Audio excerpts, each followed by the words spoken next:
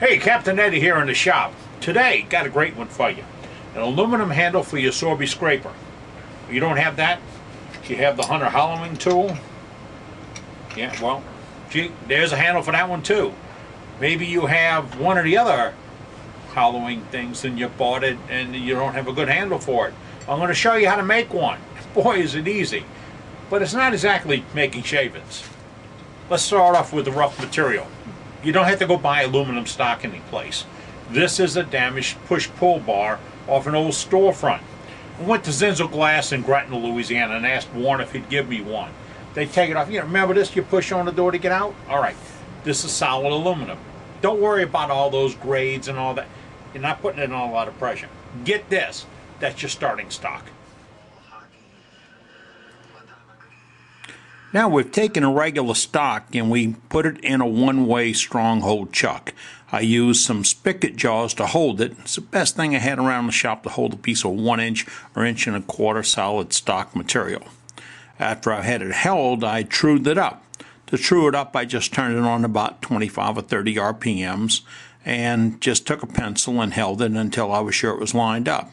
Now, to move it around in the chucks that I have medium tight right now, took my little ball peen hammer and just tapped on the high spots to get it lined up.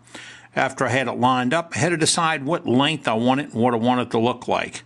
Now, the Sorby handle is about 9 or 10 inches long and it's got a small fitting, and this is a Glazer handle. It's got a 3/8 inch deep groove gouge in it, and it works pretty good. But I really want one in between. So taking a look at it again, I'm going to go probably about 11 inches long. Now I'm going to drill a 13/32 hole in it. I'll start with about a 3/16 pallet hole, get it to the right depth, then I take the 13/32 that fits my tools the best and drill a hole. I'll mark how deep the hole is so I have an idea when I start rounding things off and shaping things up later. Then I take a high-speed steel scraper and about 200 RPMs, I bull-nosed the end of it, and I used the same scraper to put some marks in it or some grooves in it. I turn it around and do the same thing to line it up again, get it all running true, and then I bring up my tailstock and I clean off the back end, get rid of those burrs, and I put some grooves along the handle that I can decorate later. Okay, you went from this to this, and it's so easy to do. And I did a little decorating. I took a Mark's lot. You can't just have it regular, right? But it is so nice to work with now. I've got my own aluminum handle. I can barely say aluminum, right? And then it changes.